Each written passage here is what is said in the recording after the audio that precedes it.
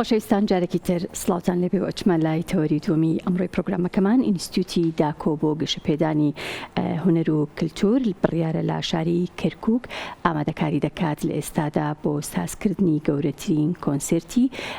گۆرانی و شعر و مۆسیقا بە بەشداری چەند هونەرمەندێک و لە نێوانیشیاندا شاعیر هەڵۆ شێرکۆبێکەس کە ئەم ئێوارەیە لە ستۆدیۆی کورسات مەگەزین میوانمانە و باز لە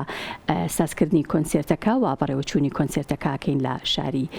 کەرکووک. کاک هەڵۆ بەخێربی سەرچاومان یەخۆ بەخێربی. ئەم ئامادەکاریە چۆن بوو و بیرۆکەکەی لەکوێوە هات؟ ئێمە وەکو ئینستیتوتی داکۆ بۆ گەشەپێدانی هونەر و کولتور بیرۆکەی دروستکردنی کۆنسرتێکی شعر و مۆسیقا و گۆرانیمان هەبوو لە کەرکووک لەگەڵ کۆمەڵی لە هونەرمەندان و مۆسیقاژەنەکانە ڕاوێژمان کرد بۆی کە ئەو کۆنسرتە دروست بکەین. دیار بۆ ئەمانیش لە کۆتای مانگی یەکا دروستی بکەین، بەڵامی ترەوە بوو داوامان خست بۆ 8/2 کاکاتە ڕۆژی شەممە سەعات 4 لە سەنتەری ڕۆشنبیری کەرکووک یەک ڕۆژ ئەخایەنێ باڵی یەک ڕۆژە خایەنێ. بیرۆکەکە زیاتر زیندووکردنەوەی مۆسیقا و گۆرانی و شعری کوردیە. خۆتەزانی بە کوردستانی بوونی شاری کەرکووک و بە پێکەوەژانی هەموو نەتەوە و شوێنانی دیکەش کە لەوێ بەشدارە بن. ئێمە پێمان خۆشە هەموو لە تورکمان و لە عارەب و لە ئاسووری و لەگەڵ هەموو برا کوردەکانیانە لێ بەشدار بوون، بەڵام خودی کۆنسرتەکە زیاتر گۆرانی و شعری کوردی. زۆر باشە. هونەرمەندەکان کێن؟ بە بەشداری هونەرمەند پەیوەنجاو، کاک هونەری حەمەجەزا و کاک ئەحمەد خەلیل. دیارە جێبەجێکردنی ئەم کارە هونەریانە هونەرمەند بڕیار فەتاح کە سەرپەرشتی کارە هونەریەکانەکە لە دەنگ و ڕەنگ و بگومان کاک بڕیار یەکێک لە هاوکارەکانی ئێمەیە کە هەمیشە وێنە و ڤیدیۆی تایبەتی پێمان بێم وێنە و ڤیدیۆیانەش بەڕێزیان هاوکاری دوێنێ لە باڵین لە پرۆڤەیەکە بۆ خۆ ئامادەکردن و خۆسازکردن بۆ ڕۆژی شەمە و هونەرمەندانە پێکەوە لە پرۆڤەیەکمان کرد بۆ گۆرانی و شعر و مۆسیقا. زۆر باشە. کۆنسرتەکە لە شاری کەرکووکە، بۆچی هیچ گۆرانی بێژێکی تیانە کە تایبەت بە شاری کەرکووک؟ ویستمان ئێمە میوانداری ئەوان بکەین، ئەوان میوانداری ئەماکەن لەوێ. ڕەنگە لە جاری داهاتووە بیرۆکەی ئەومان هەبێ بە بەشداری لە بابلین گۆرانی بێژ و هونەرمەندی دیکەی شارەکانی دیکەش. خۆی وا خۆشترەکە هونەرمەندەکانی کەرکووک بێنین بۆ ئێرە، ئێمە بچین بۆ ئەوێ لە سلێمانی و بچین بۆ دووهۆک و لە دووهۆک و بیان بین بۆ هەولێر. ئەمانەیە کارێکی وا بکەنیان لە ڕۆژهەڵاتەوە لە ڕۆژاو لە باکوورەوە. ئەمە زیاتر کاری یەکەمانە بۆ دروستکردنی ئەم کۆنسرتە و تێکەڵەیەکیشە لە جۆرێک لە گۆرانی و لە شەعر.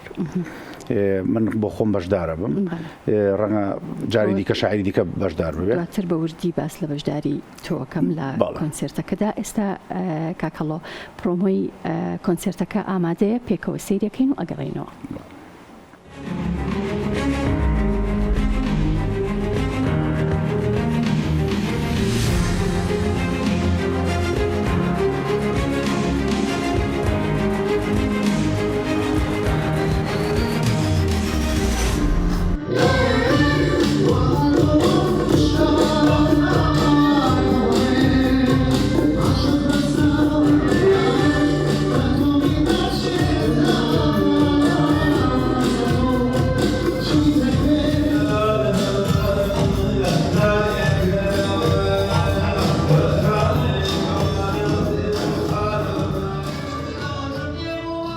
دەستەکانتان خۆش بێ کاک هەڵۆ.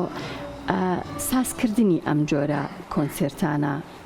ئەو هەمە ئاهەنگی کە لە نێوان هونەرمەندانی شارەکانە هەیە، تۆ چۆن هەڵێ سنگێنی وەکو شاعیرێک و بە تایبەتیش بەشداری پێکردنی شاعیران لە ئەم جۆرە کۆنسرتانەیە؟ ئەو بیرۆکەیەم هەردەمێکە لە خەیاڵدایە، ینی ئاوێتەکردنی شعر و مۆسیقا پێکەوە لە کۆنسرتێکە. ڕەنگە زۆر جار لە کۆمەڵە دانیشتان ڕوویداوێ، بەس ئەمێ بیکەمە کولتورێک کە لە کۆنسرتەکانە شاعر و گۆرانی بێژەکە پێکەوە دابنیشی. چەک لەو بیرۆکانی کە هەمە لەم کۆنسرتەیە ڕەنگە ئەمە بۆ خۆم یەک جار بەشدارم، هیوادارم شاعرانی دیکە بێنە، ویستم سەر ڕێچکەکان بۆ بشکێنم لەگەڵ گۆرانی بێژەکانە دانیشی دەچین شعر بە مەقامەڵین من شعرێک گەڵێم ئەوان مەقامێک گەڵێن شەر نییە مەقامەکە و شعرەبێکم نەیڵێم بەڵام لەو ڕیتمە و بابلین لەو دەستگایە بابلین لە حیجاز ئەوان مەقامێک ئەڵێن من دوایی شعرێک لە هەمان دەستگاوەڵێمەوانێ بە پێ ئەو دەنگە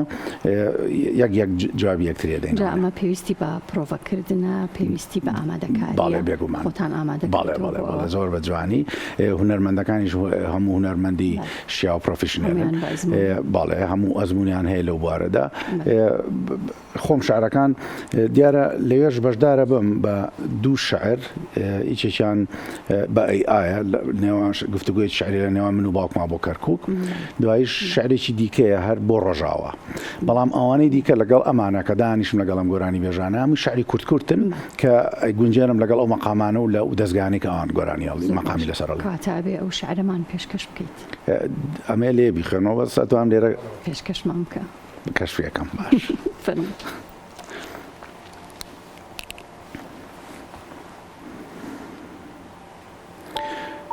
بابە ئەمە حکایەتی جانانەیە وەختێکە شەم ببێ بە زام بە شار و شار کەرکووک و ئەو سائیتر ئازار بە دەوری کەرکووکدا پەروانەیە بابە جان ئەمە حکایەتی جانانەیە بەڵێ کوڕم ئەوەتەی ئەم عەشقە هەیە زێڕی ڕەش ئەدا بە دونیا و چرا ئەبەخشێ بە دەرێ و کەچی بۆ خۆی ناوی شەوە و ناونیشانی تاریکیە ئەوەتەی ئەم عەشقە هەیە ڕێبوارێکی ڕەش و ڕووتی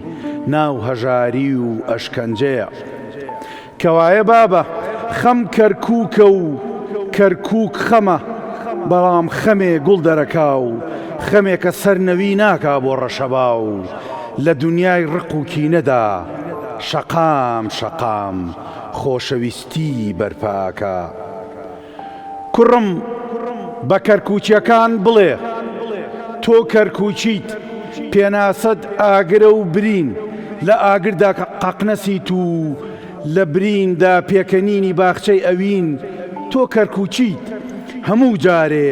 لە خۆڵەمێشی خۆتەوە دەیتەوە و ئەبیتەوە بە باڵندەی باڵبەرینی سەر ئازادی و ناو ڕاپەڕین داستانێکی سەدەی نوێیە ئەوەی تۆ دیت هێندەت بەسە کە کەرکووچیت دەستەکانت خۆش بێ ئەم شعرە بەژیری دەستکرد کراوە ئەو شوێنانەی کە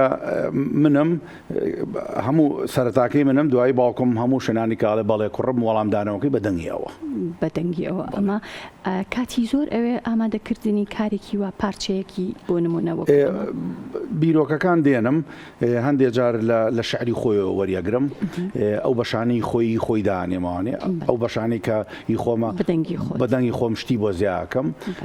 پرسیاری تیا دروزەکەم ینی زیاتر بەڵێ کاری دەوێ بەڵامی تر لە بەروی کە گفتوگویەکی شعری خۆشە هەر هەم هێنانەوەی حزوری شەرکۆیە بەدەنگ هەم منم کە پرسیاری لێ یەکەم ئەو وەڵامە داتەوانێ جۆرێک لە ناو خەڵقە ئێسا پیان خۆشە و چاوەڕوانی زیاترن هەر لە دوای ئەمەش هەر لەوێ لە کەرکووک بە تەمام بۆ ڕۆژ ئاوە یەکەم جارە لەوێی خوێنمەوانێ ئەوەشمان پێشکەشەکەی بێگومان نامەیەکە لە باشوورەوە بۆ ڕۆژاوە ئەتوانی پێشکەشمان بکەیان تۆزی قسە بکەین اینجا زۆر باشە ئەم شێوازە کە بەژیری دەستکرد کاری تیاکەی بیرت لەوە نەکردوێتەوە کە لە کۆڕێکی گەورەیە کە ڕەنگە گوێگران و ئەوانەی کە عاشقی شعرەکانی هەڵۆی شێرکۆ بێکەس و هەروەها شاعیری گەورەی کورد شێرکۆ بێکەسن زۆر بە تامەزرۆییەوە بێن بۆ ئەو کۆڕە و گوێ لەو شعرانە بگرن باڵێ بیرۆکەیەکم هەیە لەگەڵ کۆمەڵێک لە هونەرمەندان و ئەوانەی کە با بڵێین باڵادەستن لەم بوارەدا باسم کردووە ئەم بیرۆکەکەی من ئەوەیە بتوانین بە هۆلۆگرام شێرکۆ لەسەر شانۆ دروست بکەینەوانێ ئەو وەختە ئەو شعرە خوێنێتەوانی و منی شعرە خۆینەوە لەگەڵ یەکتریا لەوێ بە لایف یان لەسەر شانۆ وەکو چۆن لە قاهرە بە هۆلۆگرام زۆرێک لە هونەرمەندە گەورەکانیان دروست کردەوە بیرۆکەیەکم هەیە ئەو بیرۆکەیە کە بتوانین شێرکۆ بێنینەوە سەر شانۆ بە هۆلۆگرام ئەو وەختە من و ئەو پێکەوانێ ئەم شعرانە بخوێنینەوە و هونەرمەندانی دیکەش وەکو لێرە بەشدارە کاک هونەری حەمەدجەزا لەگەڵ باوچیا گۆرانی بڵێ کاک هەردی عوسمان عەلی لەگەڵ باوچەکان ئەگونجێت ئەوە کاتی زۆر ئەوێت ئەوە ئەوەی بۆ هۆلۆگرامەکە دیارە لە ڕووی هونەریوانێ ئەبێ قاعەیەکی گەورە بێ هۆڵێکی گەورە بێ با بڵێن سەقفەکەی بەرز بێ کۆمەڵە ئامادەکاری هونەری ئەوێت و لە ڕووی تەکنیکی شوانێ بێ ئەو شتە بهێنرێ دیار هەرە و کەسەی کە با بڵێن نمایی شەکرێتەوە وەکو شێرکۆ دەبێت کەسێک بێ لە پشتوانێ ئەو نمایشەی کرد بێ مەسەن کە خۆم بۆ نمونە دەست و دەنگ و حرەکاتیوانە دوایی با بڵێن وێنەی ئەودانی لە ڕووی تەکنیکی و وردەکاری زۆری هەیە بەڵام ئەکرێدانی ئەکرێت ئەوی چەکە لەو خەونانەی کە ئەمەیە بیەنمەدی ڕۆژێک لە هۆڵێکی گەورەیە هەر بە تەنها شێرکۆنا هەموو ئەوانەی کە بیریانەکەن هەموو هونەرمەندانی کە گەورە بوون و ڕۆشتون جار لەگەڵ کچیابیان لەگەڵ کوڕەکانیانە بێ ڕەنگە ئاوا ئاسانتر بێت ئەمە بیرۆکەیەکی زۆر باشە بەڵام ئەو پارچە شعرانەی کە بنیازیت لەوێ پێشکەشیان بکەی بیرت لێ کردوێتەوە کە چ پارچە شعرێک بێت یان ئەو بەشانەی یاخود ئەو پارچە شعرانەی کە لەو کۆڕە تایبەتیە بەنیازی بەڵێ ئەو وەختە ئەتوانم لەم جۆرە بێ وەکو ئای ینی گفتوگۆ شعرەکە لە بینی من و خۆم و باوکمان بێ یان بەتەنیا ئەو شعرەکانی خۆی بخوێنێتەوە بەتەنیا من شعرەکانی خۆم بخوێنمەوە هەردووچیە بێت هەردووچیان ئەتوانین تێکەڵاو بکەین ئەتوانێت شێرکۆ شعرەکانی خۆی بخوێنێتەوە ئەتوانم منی خۆم ئەتوان جۆرێک لەم گفتوگۆ شعریانە بێت من مەبەستم لەو شعرانە بوو کە حەز ئەکەی جارێکی تر بە دەنگی باوکت گوێبیستی بیتەوە یان خەڵک یان خۆش بێکە گوێبیستی بنەوە زۆر باشە ئەو شعرەی تر کە هەر بەژیری دەستکرد ئامادە کراوە ئەویان بۆ ڕۆژاوایە ئەمێ ئەو ڕۆژە لەوێ بۆ یەکەم جار لە کەرکووک بیخوێنمەوانێ بەژیری دەستکرد دروست کراوە بەڵام ڕەنگە هەر خۆم هەمووی خوێنمەوانێ ئەمە هەموو ئەو پارچە شعرەیە بۆ ئێمەشی خوێنیتەوە یان خۆی پارچەکە زۆرترە نا هەرەمەندەیە دوو جارە ینی من جارێکە ئەو وەڵامەداتەوە من جارێکی دیکە ئەو وەڵامەداتەوە بەس ئەمان تۆزە جیاوازترێکە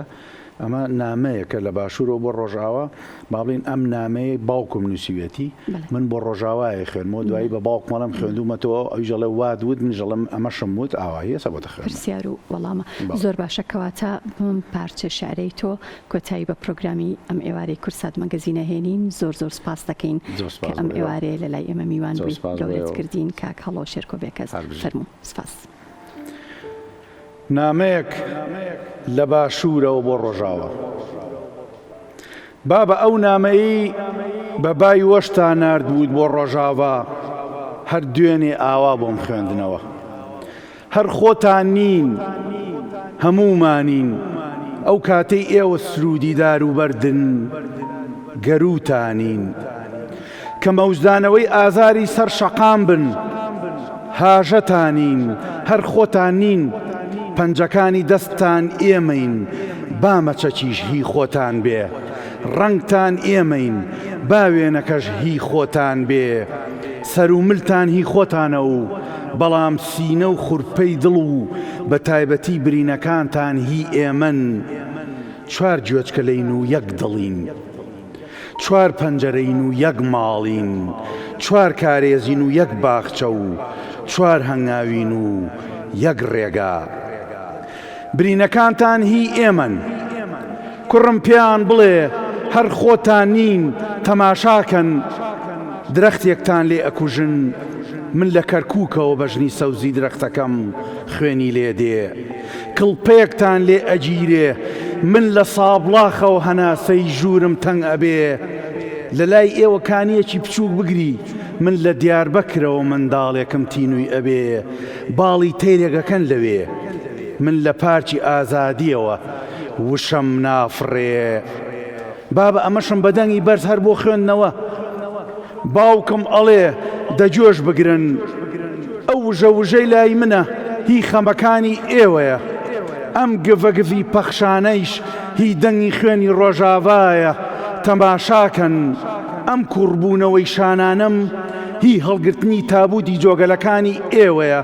هەر خۆتان نین لە خاپوورتاندا سیروانین لە عفریندا خانەقین و لە دیرەکدا شەنگارین و لە ناو هەڵەبجەی ئێمەشدا ئێوە قامیشلی و سەرێکانین.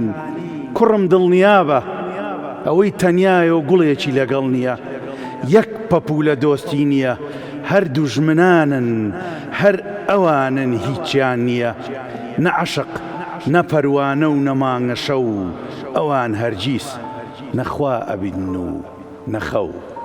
ئەی دەستەکانت خۆش بێ، سپاس. لەشە ساغ بێ.